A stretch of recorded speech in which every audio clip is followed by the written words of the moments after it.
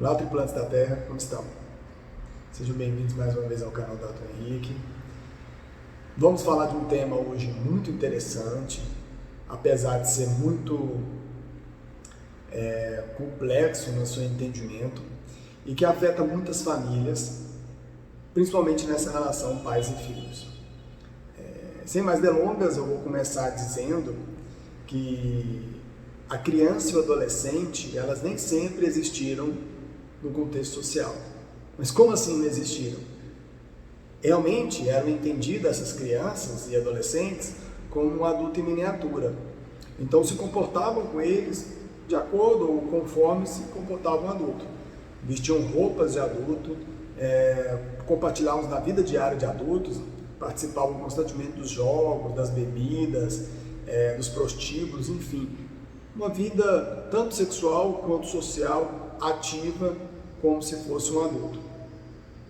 Acontece que na Europa e aqui também na América, em outros países, começou-se a ter um grande nível, um grande índice de mortalidade infantil, e isso começou a ser repensado os modelos de cuidados. Pra vocês terem ideia, a criança recém-nascida era a última em casa a tomar banho no período de verão.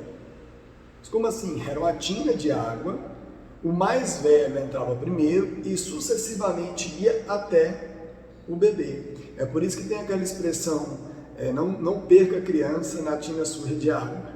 É uma expressão inglesa, mas que vinha desse entendimento de que a criança não tinha os seus direitos e os seus cuidados como deveria ter. Como morria muita criança, e eles achavam que era um jogo de azar, uma coisa que não vingou, vamos dizer assim, não preocupavam. Mas quando começaram com a medicina sanitarista surgir, começou a entender que deveria sim ter os cuidados prévios com a criança para que ela vinha vingar, para que ela vinha ao seu pleno desenvolvimento. E aí começou a partir daí entender que aquele princípio das primeiras idades, eles tinham que ter alguns cuidados prévios, cuidado de alimentação, cuidado de higiene, tinha que ter algumas questões educativas voltadas para a criança, ela não poderia participar de qualquer evento que o adulto venha participar, e começou a separar e inventar a criança. Isso é muito interessante, que nós vamos ver isso no livro do Philippe Henriet, que é um grande historiador dessa área de infância, escreveu um livro belíssimo sobre a história da sexualidade também na criança, tem um livro como foi a infância no Brasil, enfim, ele trouxe um grande conhecimento sobre como foi essa invenção da infância, como foi o surgimento das brincadeiras, dos brinquedos, enfim. E também vamos entender que a adolescência, ela foi algo que surgiu no século passado, ela é algo que vem dos anos 30 para cá, vamos dizer assim, porque aí você começa a ter também uma faixa etária que não é cuidados de criança nem de adulto e que começa a ter uma linguagem apropriada para aquele jovem que vai ter uma passagem dali para a vida adulta. E esse contexto de cuidado, de direitos, começa a surgir também um mercado apropriado e linguagem apropriada para esse tipo de público. Foi a partir daí que a gente começa a diferenciar o que é criança e o que é adolescente e o que é adulto. E aí a gente vê uma construção coletiva disso. Então, socialmente a criança e o adolescente foi uma construção social. Consequentemente, o seu desenvolvimento também psicológico foi social. E aí a gente vê vários pais se perguntarem o tempo todo a dificuldade de criar criança, como as crianças e adolescentes são desobedientes. Na minha época não era assim, na minha época eu não poderia nem falar um pio que meu pai já brigava, já me dava um tapa. Onde foi que eu me perdi? Como eu vou criar essas crianças? Como que eu faço para essas crianças serem obedientes? Assim vai. São perguntas que os pais geralmente ficam muito se perguntando, muitas vezes sentindo em desvantagem, sentindo que são fracassados na tentativa de educar seus filhos. Então aqui nós vamos discutir um pouco sobre isso, como que a gente entende esse universo da criança e do adolescente como uma criação social e como que a gente vai lidar com essas próprias situações. A princípio eu vou acalmar vocês a entender que somos sujeitos constituídos socialmente e psicologicamente. Então emocionalmente e psicologicamente nós somos constituídos. E uma das coisas que os pais têm que ensinar os filhos a desenvolver é ter equilíbrio com as emoções e com os desejos. E isso basta uma educação direcionada para isso. Então nós temos que ter uma educação emocional para os nossos filhos. E aí como nós vamos entender isso, né?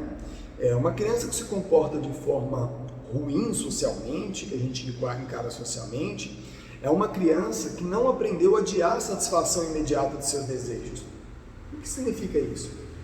Vamos fazer aqui uma imagem, né? uma alegoria para entender isso. Vamos imaginar que você tem uma criança com uma mãe, numa rua em Unai, num calor vamos colocar assim, de meio-dia. Essa criança vê um carrinho de picolé e pensa, desejo aflora, eu quero o sorvete, eu quero o picolé, e vai até lá, a mãe abre a bolsa e não tem dinheiro. E além do mais, o almoço em casa está pronto, e a mãe tem que chegar para o filho e falar, agora não, porque vamos almoçar em casa que senão você não almoça, e eu não tenho dinheiro. Mas aí o menino começa a escabelar, a fazer birra na frente da mãe, a gritar com todo mundo, e todo mundo vendo aquilo. A mãe assusta com isso, né? Mas naquele momento, quem é o adulto? A criança tem que saber se colocar naquele lugar, e a mãe tem que direcionar o desejo dela e negociar com ela. Aí cabe vários elementos, principalmente elementos de neurociência, vamos dizer assim, que é a forma de comunicar. É chegar para a criança e falar assim, ó, mamãe não tem um dinheiro agora, assim que possível, assim que eu tiver o dinheiro, eu te dou o picolé. Então, deixa o seu desejo, espera que você vai ter o seu picolé. A criança com o tempo vai entender esse processo, né? Esse desejo que eu posso ser adiado. Eu tenho que entender que eu posso adiar meu desejo e executar ele na hora necessária. Isso, a minha parte psicológica vai compreendendo a negociação, né? E aí negocia também com a criança que ela tem que almoçar para ter algum outro retorno. São tarefas que eu vou combinando com meus filhos, tá? A primeira coisa então, que eu tenho que pensar é ajudar meus filhos a canalizar ou a lidar com os seus desejos imediatos. Lidar com as frustrações e também saber adiar as suas satisfações. É o primeiro ponto, porque o adulto parte do princípio que a gente sabe para fazer isso, né? E aí nós temos algumas coisas que a gente começa a se questionar o tempo todo. Qual o significado real dos filhos? Qual o significado real do adolescente? Como que eu posso lidar com eles? O que exatamente eles querem de mim, eles esperam de mim? Eu sou adulto, eu tenho que dar direção para eles, né? O primeiro ponto que eu posso pensar é dar exemplo. O exemplo é o primeiro ponto essencial. Se você é um sujeito que executa de uma forma, mas fala de outro, você já perdeu a moral do seu filho. O seu filho vai se basear no que você faz, não no que você fala. É um modelo. Então a gente tem que dar esse modelo o tempo todo para ele. E eu tenho um discurso coerente com a minha ação. Segundo, eu tenho que saber dar a direção adequada para o meu filho, sem grosseria e sem gritaria. A direção adequada é usar o princípio de neurolinguística, que é, eu dou a direção, mas sempre cercada de um jeito que ele saiba que ele tem liberdade de escolha, porém orientada por você. Vou dar um exemplo, seu filho está lá assistindo um desenho e você quer que ele vai tomar banho para ir para a escola. Você está falando, vai tomar banho, aquilo cansa, você vai repetindo e ele nem aí.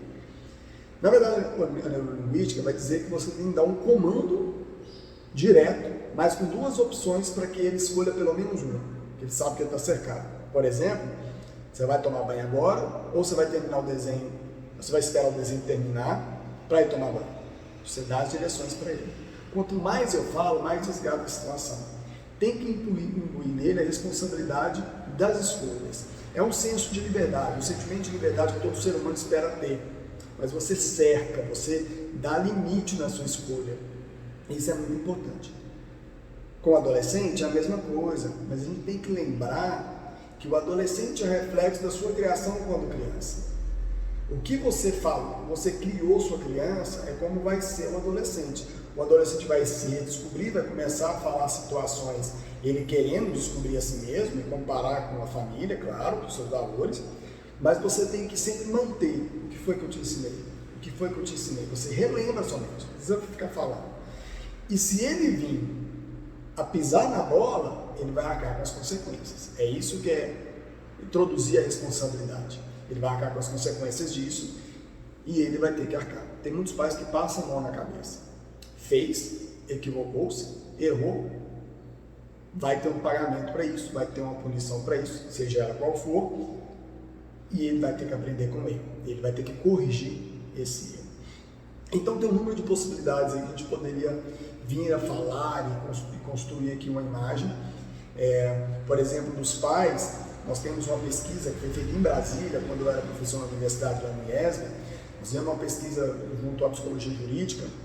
Nós acompanhamos algumas famílias, de famílias de filhos que foram presos ou que cometeram brigas e problemas na rua, né? Acidente com carro, foram pegos embriagados dirigindo, numa festa, brigou, enfim, eram crianças que seriam judicialmente acompanhadas. E aí nós acompanhamos essas famílias. Os pais que disseram que os filhos iam fazer medida socioeducativa, por determinação do juiz, ia varrer rua, ia cuidar ia prestar serviço numa associação, numa instituição filantrópica, esse grupo, e o outro grupo que os pais não aceitaram, assinaram o termo de autorização e liberou o filho.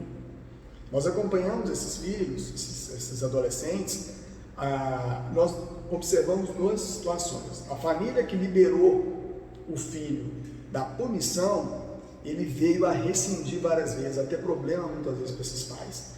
Não conseguiu entrar na faculdade, começou a ter vários problemas, não queria trabalhar. E aqueles que os pais colocaram para fazer exercício, atividade, prestar serviço, limpar a rua, lavar privada, ele conseguiu avançar, passar na faculdade, conseguiu trabalho, aqueles que não queriam ir para a faculdade, enfim. Ou seja, eles não vieram a reincidir e não dar o problema para os pais. Então, esse é um reflexo atual do nosso cenário brasileiro, da constituição das nossas famílias, mas nós temos que aprender a lidar com isso, né? Então, exemplo, direção certa, dá liberdade e autonomia de escolha, desde que seja cercado, e a gente tem que pensar também num efeito muito importante, a qualidade de tempo que eu tenho com meu filho. Eu trabalho o dia inteiro, eu não tenho tempo, você não precisa estar o dia inteiro com seu filho. É tempo de qualidade. O tempo que você tiver com seu filho, nem que seja 15 minutos, meia hora, esteja com ele, lá no celular, não vai ver televisão, vai estar com ele. Vai brincar, vai conversar, vai orientar, vai fazer uma coisa prazerosa para os dois.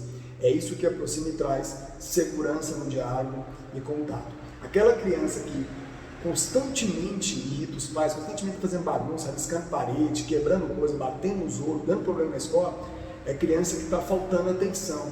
Ele descobriu que essa forma é a forma de atrair a atenção dos pais. Mesmo que sejam os pais puxando a orelha, brigando, gritando, ele acha que essa é a comunicação de amor que os pais têm com eles.